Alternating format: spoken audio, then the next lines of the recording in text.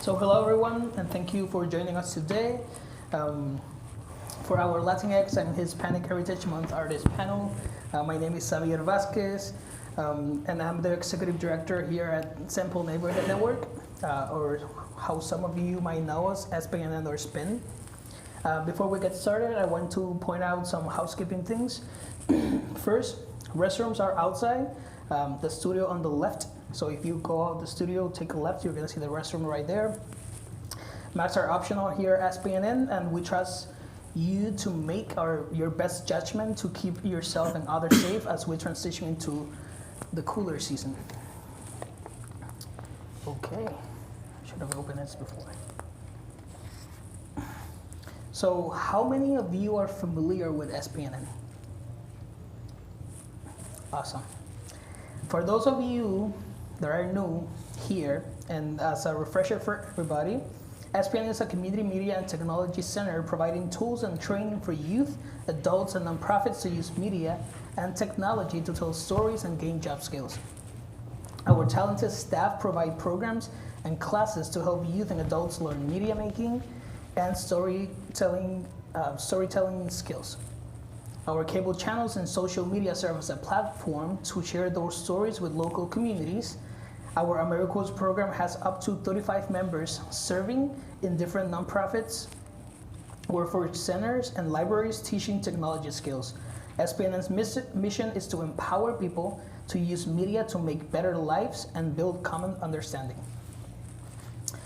Tonight we'll be hearing from three local artists from across different disciplines. They will be sharing their work and ongoing us in a conversation around art making and community. Before we invite them on the stage, or right here on the stage, they have some work to share with all of you. We'll be seeing works firstly from Giselle Calderon, a media and art maker based in the Twin Cities. Her personal work deals with ancestral memory, personal and societal structures, and ephemeral. She has shown work at the Walker Out Centers, Trilon Cinema, Brian Lake Cinema, and many basement and light screenings. She views cinema as a means for exploration and processing, as a ritual form of storytelling that is ancient and at its roots. Then from Pedro Juan Fonseca, born in Caguas, Puerto Rico, which interestingly is where I grew up when I was raised in Puerto Rico. I moved here 6 years ago. I grew up in Caguas, Puerto Rico, and it wasn't until I saw his bio that I'm like, you're from my same town. And then grew up in the Midwest. He's an actor, screenwriter, videographer, and content creator. He holds a BA in theater and BA in cinema studies and media culture from the University of Minnesota, the Twin Cities. Currently, he is in the video content specialist in the communications department at St. Paul Public Schools. He's also the assistant producing artistic director at 6 Points Theater. Lastly, and certainly not least, Louis Fitch, an internationally renowned musical artist, mentor, and creative entrepreneur specializing in fine art and working across gallery and urban art settings. His artistic repertoire encompasses various mediums, including screen prints, stencils, stickers, masking film illustrations, wheat paste, collages, sculptures, posters, painting, and murals. Two of these artists have works that will be screened, and one of them will walk us through a presentation. With that, let's give him a warm applause to our artists and get to watching.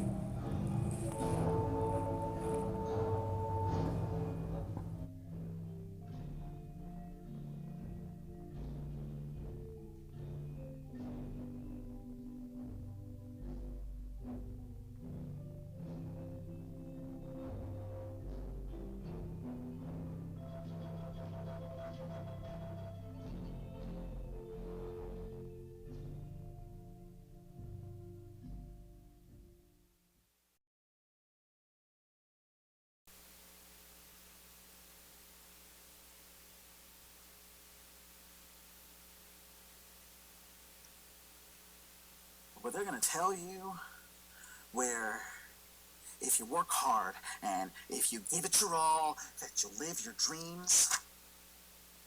That shit's not true. That's television.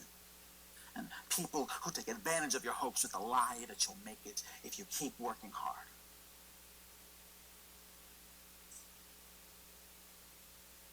What's life without dreams, Evil?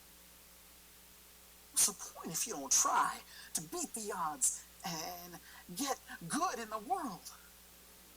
When I perform for audiences, I do enjoy doing that actor thing where you pick a new person every night, because you get to fall in love with a face. You get to do it for them that night. When I have performed in commercials or films, the camera becomes that person to me.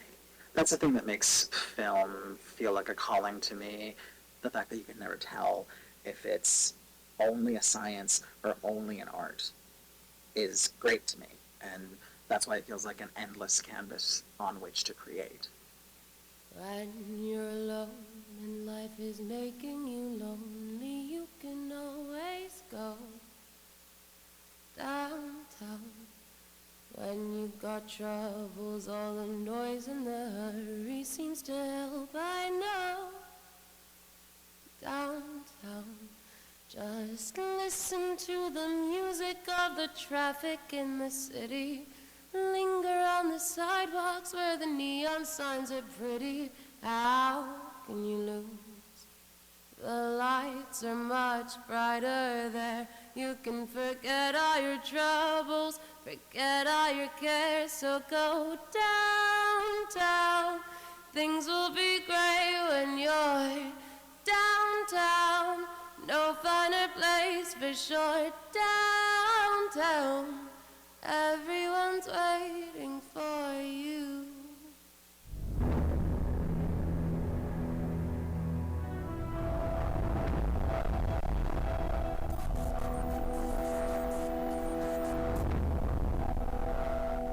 It follows three spies in the CIA who have been on a mission, and they have had to mercy kill someone, and they have to hide this fact from their superiors.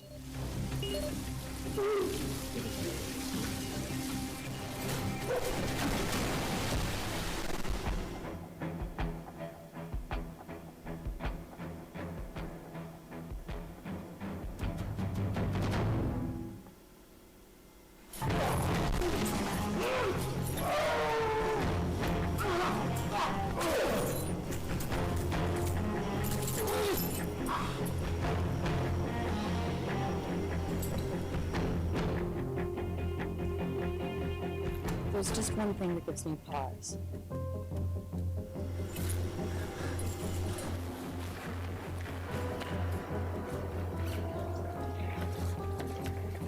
I know you want this, but you have to answer truthfully.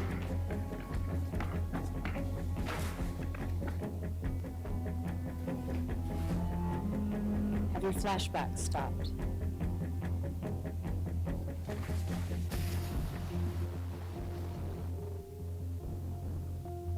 Yes.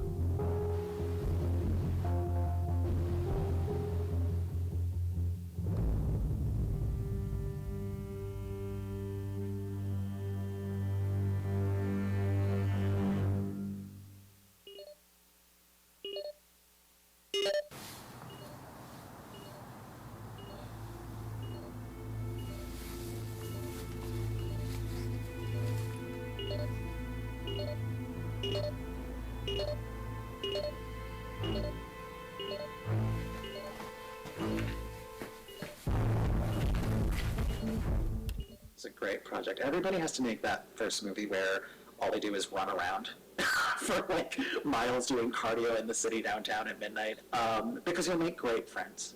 You know, a movie is not what you put on the screen. It's also the people who see it, the people who make it. It's community. And making art in community has always been really important to me.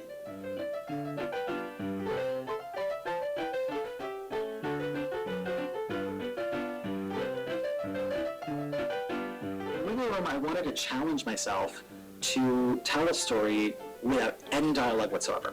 I wanted to take it from a wide all the way down to just a hand. Can you tell a story with just your hand, your fingers, a pinky?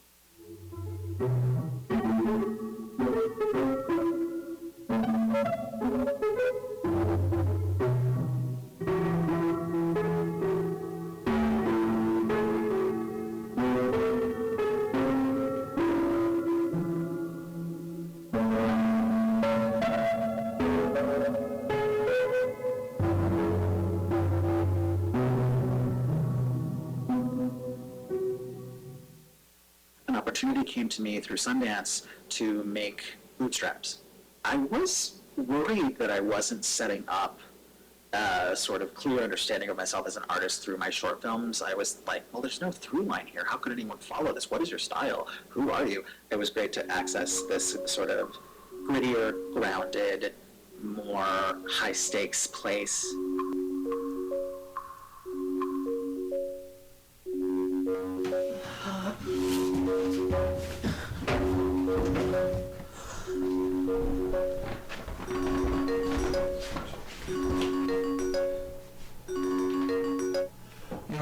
Hey, you're not in school. Yeah, I am. That's another strike, AJ. I'm warning you, you don't want to mess with me today. I just missed the bus, man. Think you're smart, don't you? Your mother's at work where she's supposed to be. I just talked to her. I'm warning you. Don't mess with me this morning. Who do you think you're dealing with? I must look stupid. You keep... Telling me the same lies. I don't know what you want me to say. You think I'm joking with you? You got 3 years on paper, buddy. You and me are stuck. Difference is, I go home with a clean conscience. You? One more strike and... You want to do that to your mother? Chuck. Officer Reeds. We're not friends. I gotta get to school. Good.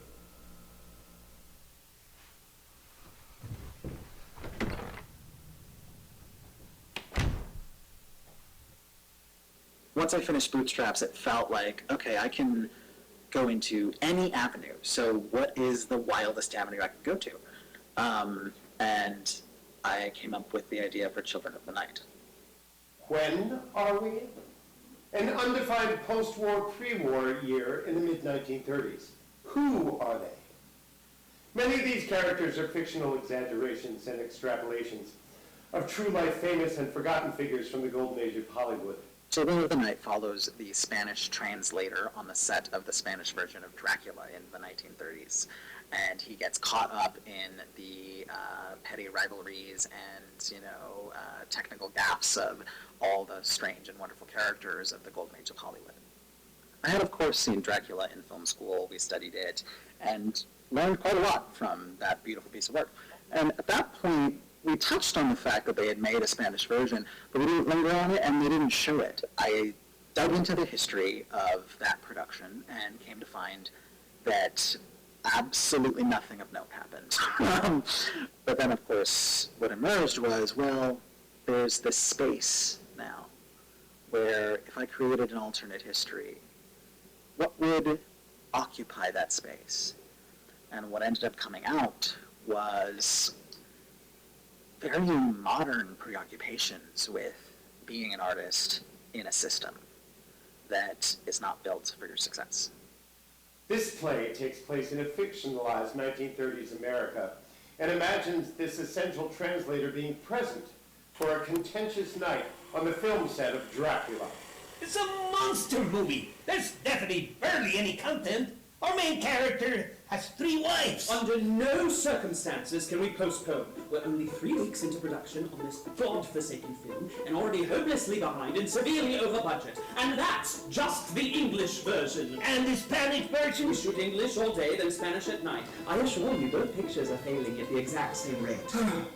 Where are we? Your idolized version of Hollywood. Action! The witching hours will begin soon. Yes, the bill is thing and all that. You're telling me we have to put a whole new movie together before the movie we're currently shooting or shuts down or we lose them both? What did he do to you yesterday? Why don't you want to work with me? It's not that I don't want to work with you, Rocio. You and me, we have our talents. But all they'll give us in return is a hill of beans they can sweep off the table the moment we become an inconvenience. They want to make you just as afraid as they are that they won't make any money. Money that they don't intend to share with you. No, there will always be a reason not to do something. It sounds like you have plenty. It's this kind of sentimentality that kills the pace of the story and is the death of good cinema. Dracula enslaves women, and he tortures men. Dracula has somehow made himself the central character of this story. Isn't Dracula the star of Dracula? Not at all. I think the story is one of ordinary people being visited by a terrible force and learning how to stop it.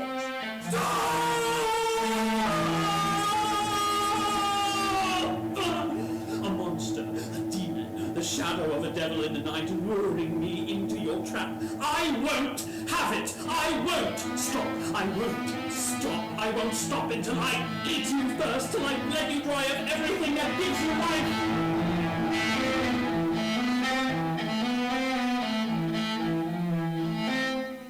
The Reaper is a short film about an Iraq War veteran who is a counselor at the VA, and he helps other veterans cope with their traumas in group therapy. He is not recently returned. It's in fact been a decade, 10 years since he came back from his war. So we meet this character in a moment of extreme doubt as to whether he exists without his trauma. And if he must live with it, what does that look like?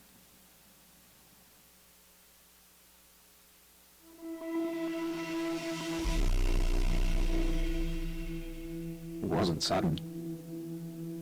I was the payload operator of a 4-man team running an MQ-9 Reaper drone up and down the Arghandab River Valley in Kandahar.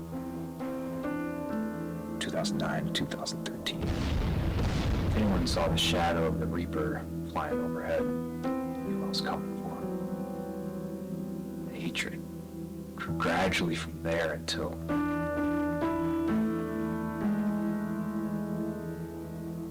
when the dam broke. That was sudden. I pushed the button, the compression coil bounced back against my thumb, and I saw a wall of water turn into a lake in 1700 milliseconds.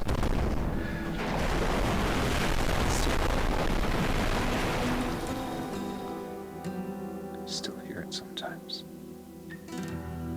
Devastation, miles, for decades.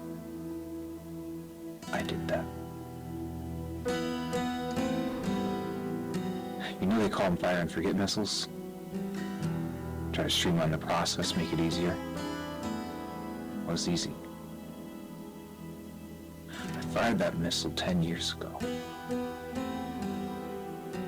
I haven't forgotten it.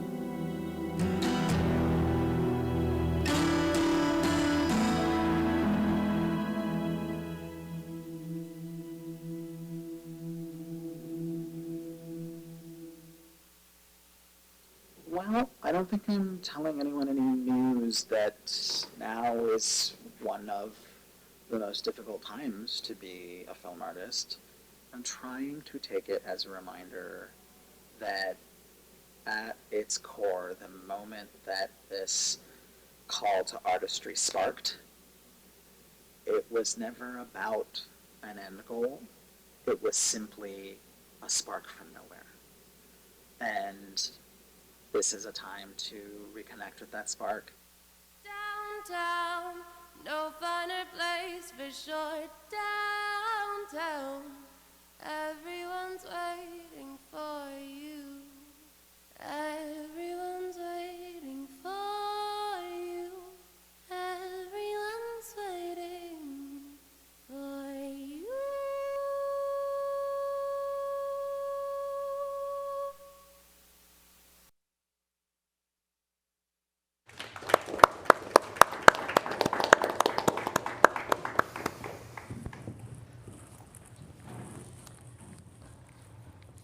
Let's Let's give it another round of applause for our two artists who have presented so far, Giselle and Juan and Pedro.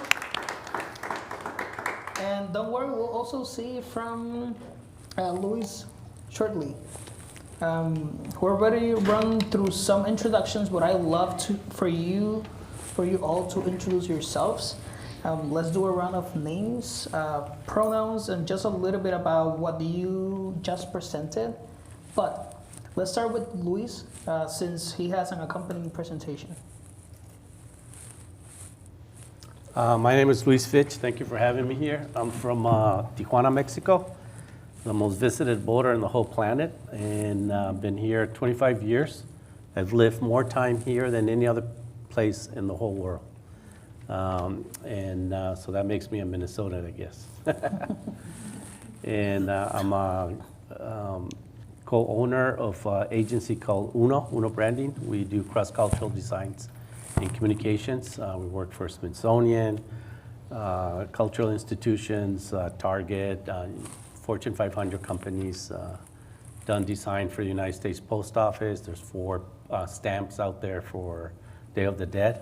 And then my personal work, what you see here in the wall, it's my practice that basically is I play with the intersection of design, art, branding, and vandalism, and I call that brandalism.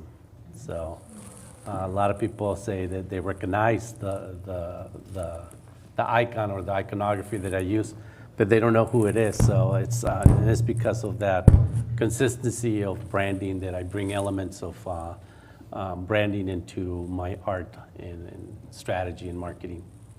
But do you want me to describe what we're seeing, or Sure. is that? Please, feel Yeah? free to describe what we're seeing here. So on the TV, they're seeing this live, or yeah? Okay, yeah, perfect. So we things have our like camera here too as well. Gotcha. So right now you're seeing some, I got, for more than 10 years, I've been doing these recycled boxes of pizza and FedEx boxes, and it's just, I do my wheat pasting there and put them in neighborhoods like East Lake Street and any place that I believe there's no galleries or museums in our community. So I put it out and then take a picture in social media basically and let people know where they are, and they just disappears in a few minutes. This was an invitation that I was offered in Washington, D.C., the Mexican Cultural Center, and basically they wanted me to do whatever I wanted to, so it was during Day of the Dead, and there was a couple of dignitaries from Mexico who were going to be there, and I created the Santa Muerte, and Santa Muerte it's something that a lot of narco culture in Mexico and the gay community in Mexico believe in, and they pray for her. So I wanted to do something that it was that probably would shock a little bit of the politicians who were visiting that day. So again, a lot of my work is I might start with inspired by papel picado, and I cut the paper and then put them in the scanner and clean them up, and then we'd paste them. So it's very accessible for me and to reproduce and to sell, and I try to make it super affordable, all the work that I do for my community. Since the Latino community here in the Twin Cities, we don't tend to go to museums or galleries. And I think, so a lot of these licenses and projects that I've done for the Minnesota Lottery and so on, I utilize that money and to create art and then put it out there for free or give it back to the community. So it's stealing a little bit like, from Robin Hood from here and then putting it out there. It's been the formula. So that's why I call it brandalism, because I'm selling branding in one end, and the other end, putting it back to the community. This was a project that I designed for Target, 150 different products for commemorating Day of the Dead. For 11 or 12 years, Target has been doing a wonderful job with doing products for the Mexican and Latino community, but they've never worked with a Mexican or Latino designer to do this. So I approached them, and in less than 10 minutes, they answer back and say yes. And not only that, I was the first Mexican to design this line. From now on, only Mexicans will design it. So it's very interesting, and they should be that way. And so it sold out in less than a month. Typically, it takes forever, and a lot of the products are returned. But because that's the same year that the post office came out with the 4 mail stamps, I think there was a lot of news in national television and radio and so on. And so a lot of people, and it was the second year when we were coming out of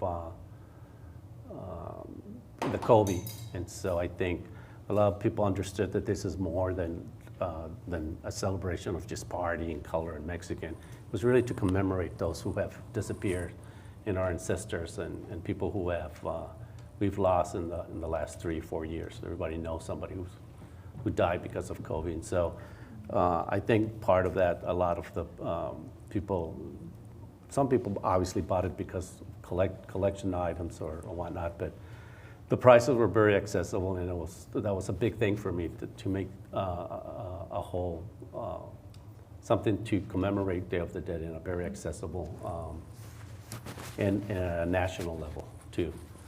I got a lot of emails from places like Dayton, Ohio, and Kansas, little towns where Targets are close to those places, and these Mexican immigrants were saying, "Oh, thank you for putting this. I want my sons and second generation, third generations to understand where I come from. I cannot buy products around here. There's no stores, there's no Mexican, nothing like that other than Target." And so to me, that was kind of cool. And that's really what this project was all about for me. And to push the envelope a little bit with Target and introduce some pieces that they didn't have, like this burner to burn incense that is very typical. And Day of the Dead is about the elements, earth, wind, and fire, and so it needed to represent that. Wind with papel picado and water with the holders, and you'll see some of those water holders and flowers.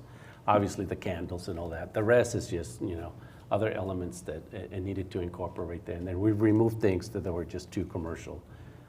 And so they did a really good job working with a corporation that really gets it and did the whole thing in less than 8 months. That's awesome. Yeah. Thank you, Luis.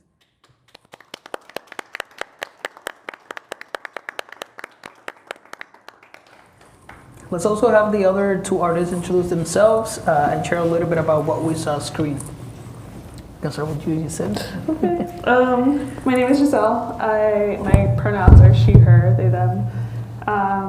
What I screened today was a work in progress cut of a bigger body of work that I'm working on right now that includes photographs, writings, but I'm kind of setting out to make a bigger film has kind of that tone, and we'll be using that same footage. But yeah, that piece is really just me kind of trying to get back into art making. I am a working artist, so I've had to work primarily for the past few years as a professional videographer for organizations and for brands, and I think a lot of working artists can relate to this. Your art just kind of takes a back burner. So that piece was really the first thing I really cut together in a few years, and I think really embodies where my ideas are heading in the next few years. I think is very different from what I've created in the past. And yeah, for me, it's really about ancestral memory and ritual. Yeah, that's it. Thank you. Yeah. Hi, everybody. My name is Pedro Juan Fonseca. Pronouns are he, him. And there was retrospective of the major things that I've done over the course of maybe like 12 years, being an actor and a videographer, both just as an artist myself and then also for different theaters and organizations that I work with. And the last two are the two latest things I've done this year. And yeah, it was just a retrospective. These times call on a lot of artists to be, you know, multidisciplinary, but also like stretching the definition of that like to its possible edges. So it was an attempt to sort of like cover as many bases of all the multidisciplines that I practice. Awesome, thank you. Tell us about a recent or current project, recent or current or future project that you're excited about.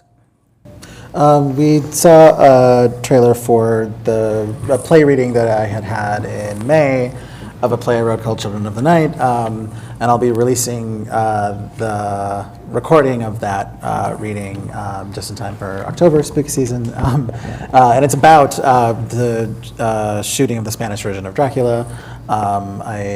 The research for that was really fun, and I learned a lot of things that I wouldn't otherwise have known. So that was great, and it was fun to sort of spin that into a fun fictional narrative, to sort of get those facts out there, but also have a dash of fun. Awesome, thank you.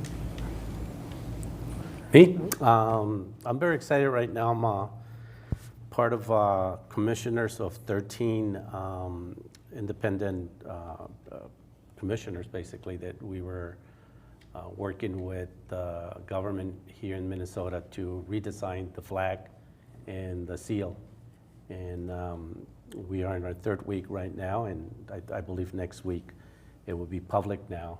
And so I'm very happy to be part of that. And I think it's time to change the flag in Minnesota. Thank you, Luis. Mm-hmm. Yeah, the work that I'm most excited about is what I just screened today. I have been doing kind of these sessions with a friend of mine of kind of just ancestral healing and just kind of tapping into generational traumas and like pain points that might be coming from, you know, just your ancestors. So I've been doing a lot of that. It's a lot of meditating and kind of working through your lineage. And so that piece is really just kind of processing that and really working through that experience. So I'm really excited to create work around it and to see what it becomes. Thank you. Yeah. And then we can start with you on this one as well. What affirms and challenges the work that you do? That's a really good question. I really thought about that when I was looking at, you know, the questions earlier. But I think I really get affirmation from just what resonates with other people. I don't think I necessarily like create work with like other people in mind, but when other people come up to me and like say like, oh, I have that experience too, or they're able to like share something with me, and just like that exchange is really affirming to me. And I love like making those connections and like just the whole process of like collaborating with people. And like there's just this feeling that you get where it's like this is very generative and like it feels really energizing. And I think that's like a feeling that I look for when, you know, thinking about my own work. In general, I mean, I got so many commercial projects and personal projects, and then community projects, and it's the lack of time, but just trying to manage my time as much as possible and tackle all the projects that, you know, deserve the right amount of time and not accept things that I can't handle, and basically. Thank you. Yeah, there's along a similar vein. I think something that challenges my work is money. It's no news to anyone that it costs a lot to live now, and let alone be making art on the side of that, and specifically in filmmaking and more storytelling-based filmmaking like the kind that I do. You know, I'm a child of the YouTube age, and it's weird to feel nostalgic for it now. Like we didn't know how good we had it. Where like that was the whole era of get a group of friends and shoot something on the weekend.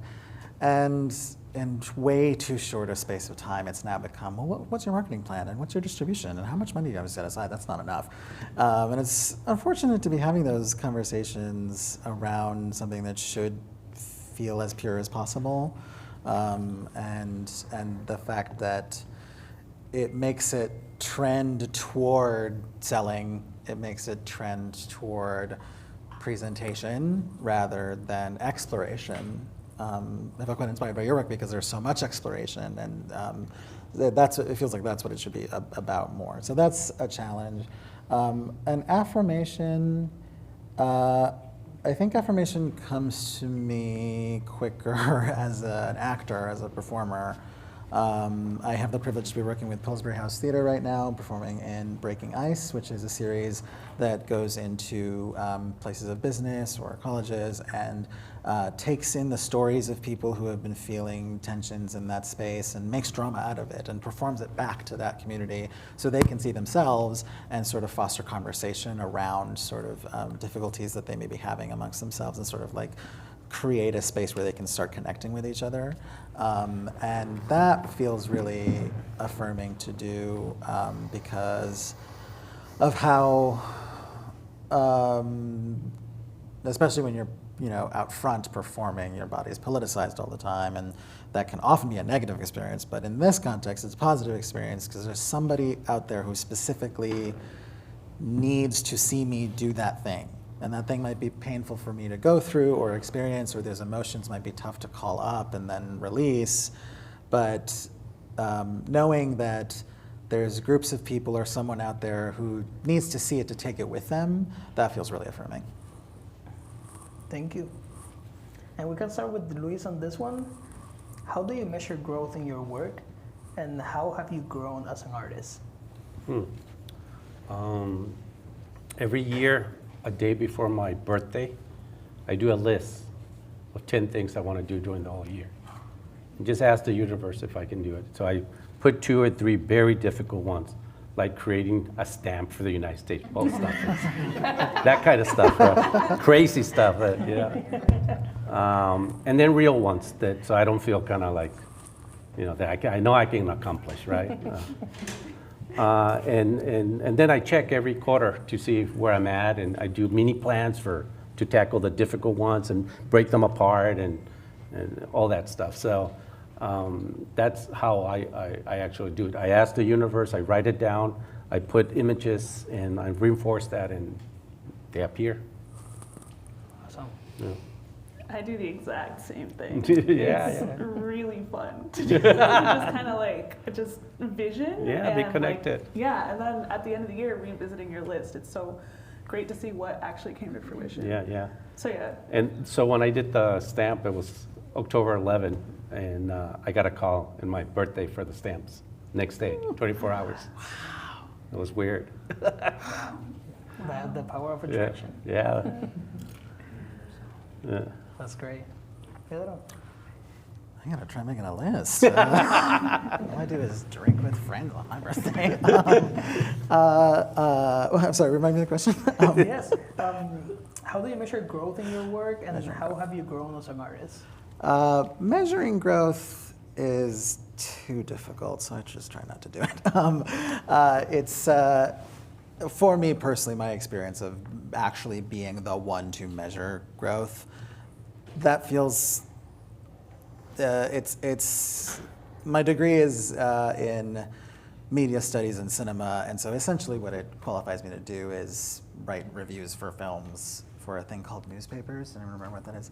And that is a wholly separate, I like that practice and I enjoy a lot. I don't regret knowing how to do that, but it definitely is at war with the creative part of myself, and there's too much talking from that end sometimes. So I guess how I measure growth is like, do the thing, get it, put it out, throw it up, and then put it away, don't look at it, leave it behind for a long while, and then if it comes back up organically again when I'm working on something else and seeing commonalities is like, oh, okay, that's an image I'm still laboring over, or oh, that's a subject that's still bothering me, or something like that. That's a sort of tracking of that feels more holistic. And then how have I grown as an artist? I think I need to do more growing. Like, I don't, what I mean by that is like, the stories that I would like to tell or be in are always really, really large, big canvases, even when something is more centered on someone's daily humanity, it's still going really, really deep. So it's just, I like big, wide canvases.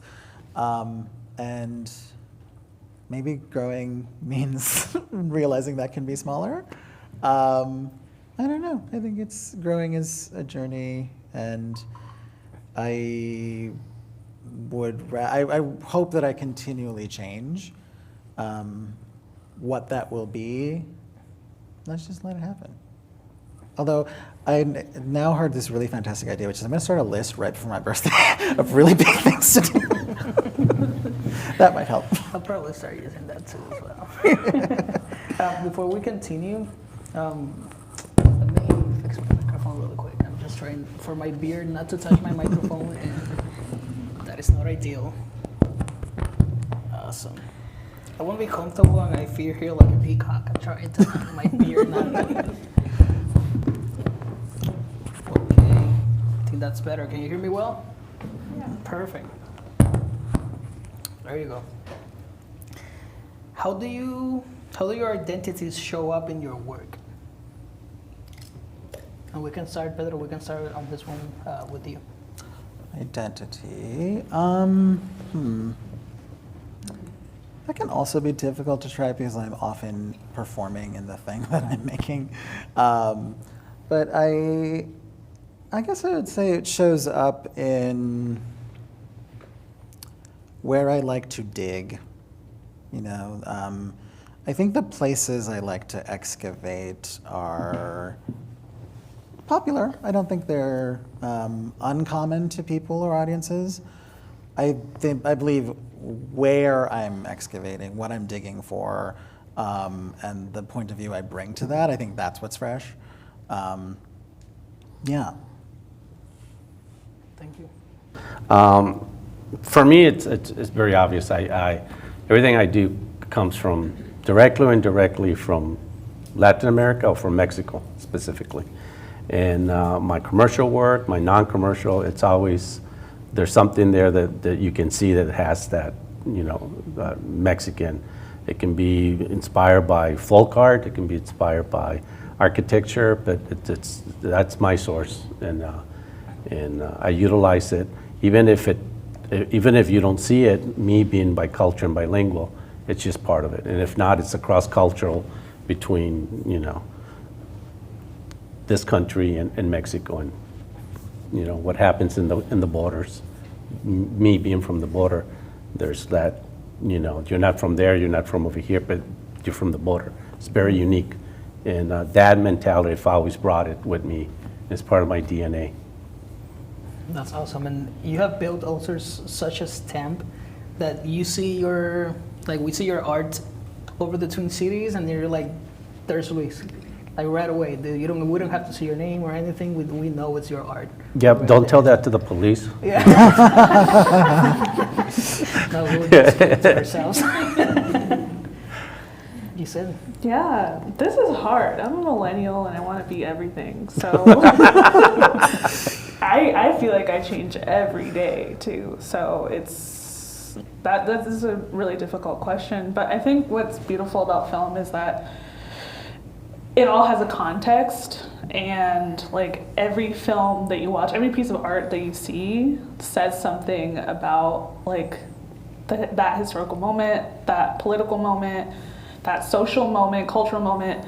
So when I look back on older work, I see like, oh, that's who I was back then, and then envisioning my next work, that also plays into like the next steps that I'll be taking.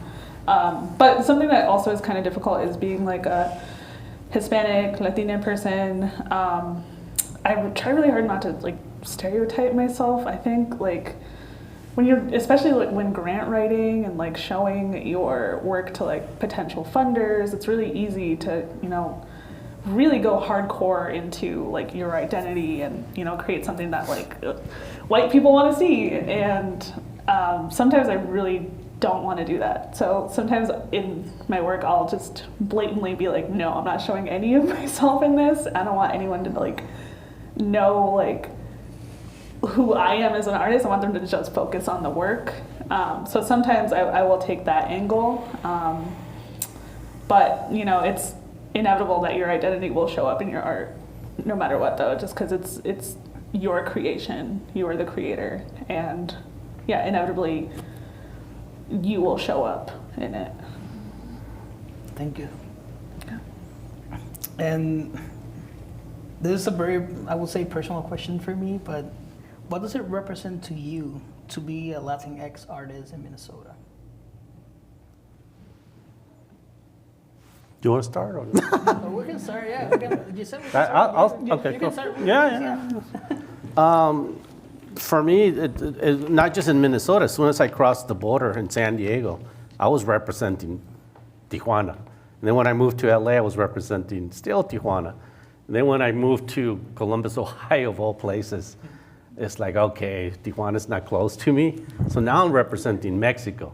So I was like the only person commemorating or celebrating Day of the Dead, doing exhibits, you know, celebrating, you know, September 16th, that's our Independence Day, by myself. And, you know, and until you met another Mexican. So to me, it's just part of who I am. It's the DNA, you know, it's just like, it is what it is. It's, I wherever I go, it's, you know, I feel like I'm the ambassador of my own culture.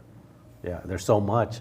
And more in the last, 5-6 years that this country's been so divided, and what that piñata guy, the yellow guy, came down from the elevator, started saying that illegal Mexicans were, you know, the problem of this place. I think the more we have to educate other people who feel, you know, in that division. And so I think through art, culture, and writing, filming, we can do a lot and reach a lot of people. And yeah, I mean, racists, they still like Mexican food. It's kind of interesting, right? So it's, yeah, it's interesting. And they still go to Cancun and everything. And they come back here and they're like, so to me, it's through my art. It's, you know, I feel like I'm, you know, hopefully I can educate people in any way. Thank you, and that's a very interesting perspective, because like I didn't even think about that. Like in some places in Puerto Rico, I would represent my town, Caguas, right? But then in Minnesota, like you get somewhere else and I'm representing Puerto Rico, and then now it's like everything we do is like we're representing either the Latinx community or the queer community. In that case, like, you know, that is something that you don't think about that often. So thank you for that. Yeah. Yeah, I really resonate with that, all those layers that y'all are talking about, because I mean, Latin America in and of itself already is so layered. There are different countries, we have different dialects, different foods, we have different words for different things. And it's just, yeah, I think it just really speaks to like just the beauty and like the tapestry and how multi-dimensional it is to be, you know, Latinx, and I love it. But another thing that I kind of grapple with is when I go, my family's from Guatemala and El Salvador. When I go to Guatemala, people know I'm from the US. So like they speak English to me like from the get-go. So it's interesting, representing like Latinidad here, but then going to Latin America and like people are like, oh, you're from the US. So I think for me, I just like try really hard just to be me, like be as colorful as I can be and unapologetic. And also something I think that's really important is being a Latinx artist in the Midwest. I think the coasts get a lot of representation in media, and you know there's stereotypes about, you know, Chicanos and like Latinos in New York, but there are Latinos in the Midwest thriving, and a lot of people don't know that. So I think it's really important for me to also be representing being a Midwestern Latino. Thank you. Yeah, it's a big thing to think about. I suppose I sort of feel pulled in two directions, because it's an important layer, and I suppose I'm lucky to be, in so many different disciplines, because I guess I can funnel it into certain places but not others. So, as I was mentioning, as a performer, I do relish carrying, its weight wherever it is. It's a pressure. It's a burden, but also like a gift to lift it up. And as a performer, that feels like a thing that I'd want to do. It feels like a service. It feels like something I can share. But as a creator, as a filmmaker, I do find myself sort of even rejecting it. It's an added layer that feels unwelcome to me because it's already so difficult to even make a piece. And then to add all these things, in addition to how people relate to Latinx artists and how audiences come in with preconceived notions, that's a lot of, the expectations on you from your community, and then that community, and it just starts to like bury it.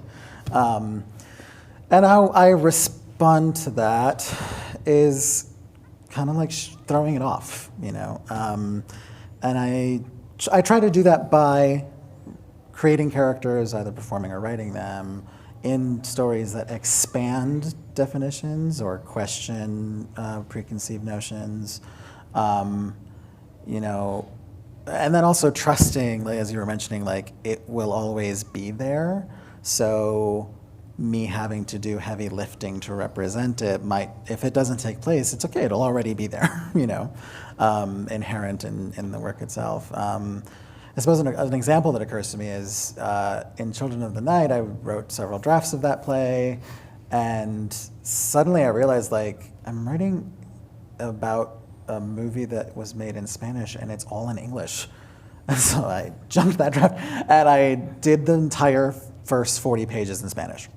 And I'd never written in Spanish before, and I remember thinking, like, is this gonna work? Can I do that? And it's like, only later I was like, well, yeah, of course. But the fact that I would be put in a situation or a context where that would be a question, I was like, oh, my skills in writing English, will they transfer into Spanish? And it was really fulfilling to be able to integrate identity that way. So yeah, it's leaning in and leaning out. Thank you. You can always do a novela. I'm so ready. Yeah, different demographic, man. I miss novelas so much. A novela, a Latina novela in English. Oh, wow. That could be interesting. That would be beautiful. I don't know. I don't think it's going to add the same. Definitely. ¿Por qué me haces esto? ¿Por qué me dejaste? Juan Ramón. Gotta roll those R's. You're right. It won't work. The magic of subtitles. I would like to ask one more question so we can open it to the public also to others questions and be respectful of everybody's time. But how can we as a community foster the next and current generations of Latinx Hispanic artists? Yeah, I think by mentoring, that's got to be big. We got to go and talk to the younger generations and learn from the elders too, because they're dying now, and so if you have any knowledge, and if when you were younger, you learned something, and now that knowledge, you don't want to take it to the grave. You want to give it to the next generation so they don't suffer. Not that we suffer that much, but it's they can get higher places faster.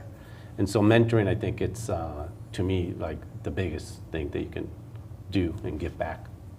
Mm-hmm. Yeah, it's about kind of like guiding them in a way that they don't have to go through the same things that we had to. Yeah, more in our community, in the Latino community, and we don't believe that your kids should go into the arts, into acting or into filming or into arts, forget it, or photography, any of these visual arts or anything in entertainment. And I think it's because of ignorance, and parents sometimes they don't know what's available for their kids. And so going to schools and just talking about things like this, actually, making it accessible in any media. So our community is aware that you can make a living, or at least try to make a living, or as part-time, right? You can work something in the fields and then on the weekends do your personal art, and hopefully you can have exhibits or sell it or whatever. But mentoring, I think it's important between our community and for our community. Thank you. Yeah, I agree with that. Not gatekeeping. I don't like gatekeepers. Like if there's anyone out there who wants to know secrets of the trade, I'll tell you everything. I think that's how we all should be. Why hoard knowledge? There's no reason to. And I also agree that mentorship is really important too. And I like that you talk about intergenerational, looking to the elders too, because there's so much knowledge to be passed down. And art making is a tradition too. So I think I love that mentorship aspect that you bring up. And then also I think if you're in a leadership position or a position to curate or something, just need to have an equity mindset and just if you come across an artist who you feel isn't good enough or doesn't have the skills, how do you resource that artist so that they can be uplifted and have those skills that you're looking for? How do we how do we get more resources and access to Latinx artists? And I would love if there were more visible platforms like this, more visible platformed Latinx arts organizations that are centered on arts, and that would make accessing those resources so much easier. Thank you. Yeah, I think those are fantastic ideas. I think the only thing I would add to it is do the heavy lifting where you see it, I suppose. It's related to what you're saying about gatekeeping. A personal experience I had as an actor back getting an equity card, which is being part of the union of stage actors. A couple of years ago, there was a whole process that they've thankfully gotten rid of at this point, but it was very much merit-based. It was a circular maze that you could never get out of until you got in. And I had an experience where I played that game. It was quite painful and very difficult and really, stretched my abilities in not great ways sometimes, but I managed to get through the maze. And then I got one of my cards, and then slowly over the years, other Latinx artists and actors started to reach out to me in a quiet way and be like, how did you get that card? And I was like, well, it's like this. I was just saying the information. I was like, hang on, is no one telling you that this is a process that you can go into? And it's like, no, I'm being thrown into these spaces where I'm not prepared, or no one is giving me these access to this information. And so while it was not okay that I was the only resource those people could turn to, I was glad to be the resource that they could turn to. And so ensuring access, as like you said, no gatekeeping, and transparency, because as also you said, getting people places that we have been faster than we got there is the highest service. I love that the three of you talked about that community aspect, that helping others, supporting others, because I think that's something that is characteristic of our communities, right? I mean, and I'm glad that you two, for the future generations, you're thinking about these things. I remember growing up and being like, "Va a aprender a cantazos," right? Yeah. "Va a aprender a golpes," or that's you'll learn, making your own mistake, and we do, but also we need. We were meant to be in community, so we also need that guidance and that support from the people around us. So I really appreciate that. Now let's open the floor for audience questions. We have a question here in the back. Yeah, I'm still trying to assemble my question, kind of. But I guess this is for Luis Finch. I think my question is just, you were born in Tijuana, right? Did you ever, who you were talking about, your teachers, before you, were you always an artist, like even like from when you were little? Like how did you kind of get into doing like you got like all this artistry? Yeah. And if you've also taken it from not just in Tijuana, because like Los Muertos is like very Mexico, but like other regions of different parts towns are like different. Yeah. Does it inspire you? I guess I know it's a little. Yeah. No. Yeah, I've never considered myself an artist or a designer. I just do things, and sometimes I do it with my hands, with scissors, Crayolas. You know, I think all of us, when we were kids, draw. All of us here. There's nobody, right? We draw. But I think, and you stop around first grade.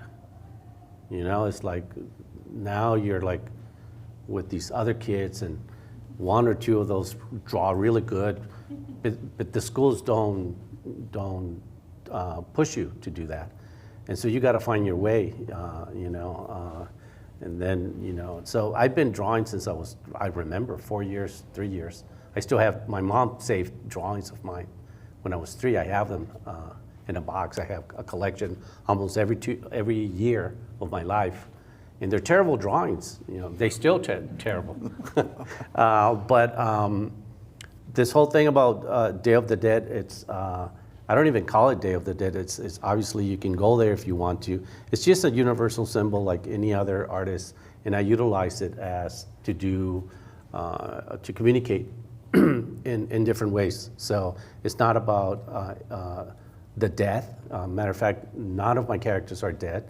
Their eyes are open and they're doing things. And so it just becomes a universal symbol for me to communicate in different forms and different ways. My biggest, I think my formative years was in junior high school in Mexico. Public schools, you have to take 3 years of electricity or plumbing.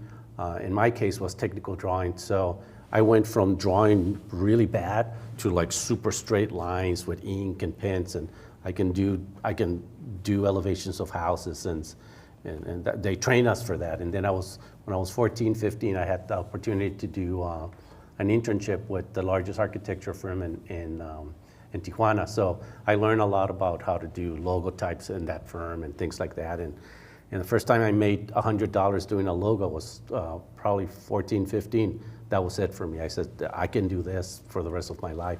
$100 for me, it was a lot instead of, you know, selling weed or hanging out with the wrong, you know. So I calculated, you know, how much I can, this or logos. I said, oh, I can do more money with logos than being a narco junior. So yeah, and then you find people, you know, those mentors start popping out, and don't be afraid if you know someone, and call them, they will answer, you know, and you got to have heroes. Yeah, that's the thing. You got to do the list, and you got to have heroes, and call those heroes before they die, because they die. So I had heroes when I was growing up, Milton Glaser, all these different heroes. Some of them, I met them at school. That I never thought I was going to go to that school. They were working there. And some of them, before I went to New York, when I was 18, 19, 20, I would call them and say, hey, can I stop by? And they say, yeah. For them, it was interesting, a Mexican artist, you know, was going to stop by, and I would visit like all these famous designers before they die. So it's, people are human, and they always want to give back information. So yeah, make sure you have someone. But I don't know if I answer your question. You did. Yeah, awesome. Yeah. I know Gustavo raised his hand over there. No? Oh, you were like, okay. But I like that perspective too, because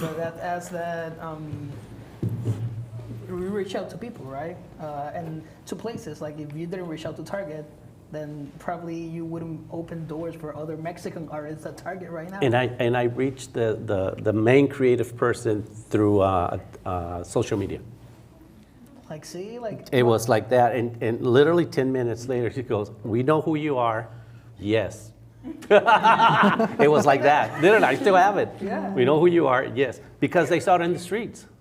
They saw the boxes. They saw the weed paste. What's the worst that can happen if you don't, like, if you reach out that you don't get a response? Yeah. So you stay there. People are really busy. That's the other thing too. You know, So sometimes you get really lucky, sometimes it takes a week because they're busy, they're traveling, they got things to do.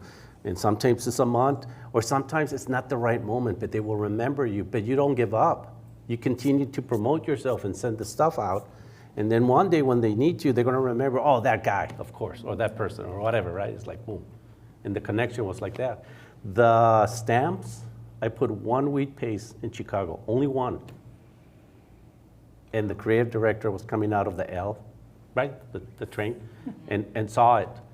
And 2 blocks from there, a few blocks from there, there's the Mexican Museum, and I had I was part of a Day of the Dead show, and he saw it again, 13 pieces. So he saw one piece in the streets, he goes into the place, he goes, this is what I was looking for. So it just popped out, his timing and you know. Wow. Yeah, and that same poster was 1 split of a second in a Netflix show where they were filming. And I got 500 calls through email, and people said, you saw it? And like what is this show? I don't know what you're talking about. A split second. Wow. Yeah. So you gotta promote yourself. You gotta believe in yourself. You gotta send it out. You know. So one thing is to keep in information. Another thing is to keep in your own work by yourself and not sharing it. And you start with your community. You know, the community is always there. We need media. We need information. We need art. We need public art. By Latinos, for Latinos. We don't have enough. Thank you. Yeah, yeah. Thank you. Do we have any other questions from the audience? Okay, this is for Pedro. So I'm just curious, as a fellow actor, what came first? Like your acting, your writing, your directing, producing, and how did you just jump into okay, I'm not prepared, but I'm gonna do it anyway. Yeah. Interestingly, what came first is what Luis was saying. I drew and painted throughout my whole childhood into my teens. And it was when I was applying to colleges where I had to do a portfolio presentation. And the results were meh. There was something off about them, and I didn't understand why. And I remember looking at them and being like, oh, they're movies. They're like, you're telling stories. That's why this doesn't make sense. I was like, this isn't the medium. So that would, I think, first is think of the tools. There will be another hurdle, which is getting access to those tools, but be mindful of the tools around you. And then acting had always been with me. I was an avid reader. I think, as I mentioned before, sort of coming up in this age of multidisciplinary artistry was helpful to me because possibility was always around. But an important lesson I think I learned is being a jack of all trades and master of none only works for a little while. I definitely overextended. I definitely was burnt out. And I was also doing things that I would sort of beat myself being like, why am I not good at this? And it's like, well, because one person doesn't have to be good at the entire thing, and that's not something you often hear. You always hear try everything. You have to be in charge of your entire production pipeline, and it's keeping the wisdom in mind as well as the knowledge. Because it was when I made the decision. I didn't feel I was working a lot, but I wasn't proud of the quality.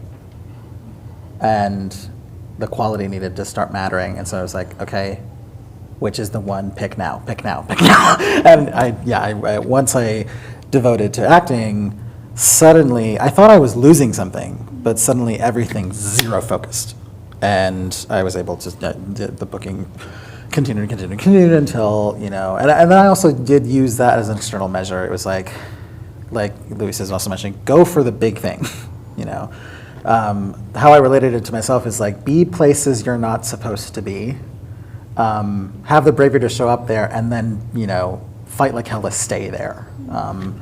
For me that was the Guthrie. The first time I was at the Guthrie, I think they cast me by sheer surprise. They had a very draconian, esoteric audition process that was very hard to get into.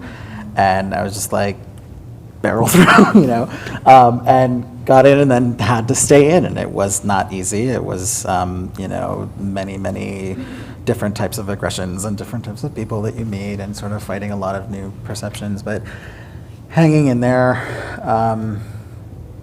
I think self-belief is something you really have to try and be rooted in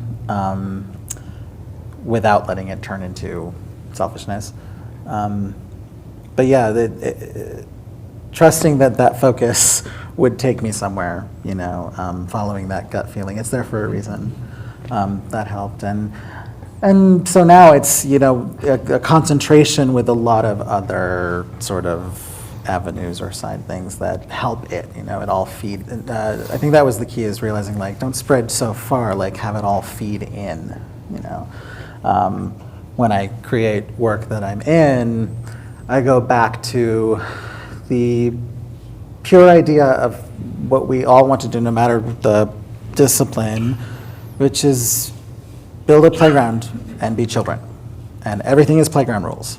So in a playground, you build a sandbox, you fill it with sand, and everybody can come, and everybody gets a turn, and we all share, and do your best, do the most, stay safe, and then playtime's over, go to bed.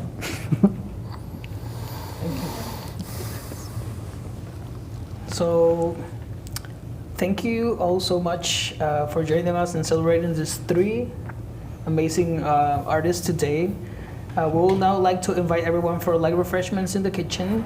And if anyone would like to connect with the artists further, next door is Lake Monster Brewing. Maybe you'd like to invite someone to drink.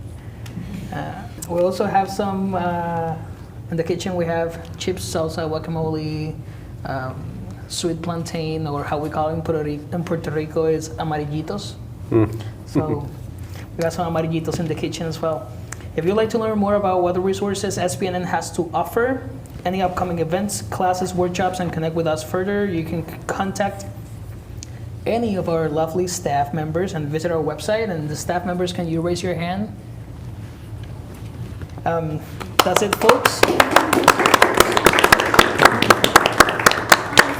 last thing. So there's an upcoming event, and the event coordinator is here, so I'll have Kendall take it.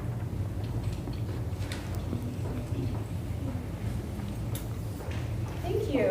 Thanks so much. I'll be brief. Thanks for inviting me to talk really briefly. I feel so lucky to be able to share our event with you. We have a Senior Latino Film Festival coming up in October. It's going to be October 11th through the 15th at the main cinema. It's run by MSP Film Society. And it's all new film and some classic movies from the Spanish-speaking world. And it's going to be really great. Lots of parties throughout the festival, and filmmakers are coming into town, so it's going to be a lot of fun. Yes, so please come find me and talk to me about it if you have more questions. But thank you all so much, and thank you so much for sharing with us today. Thanks. Thank you. Well, have a great evening, weekend, and Latinx Hispanic Heritage Month. Thank you.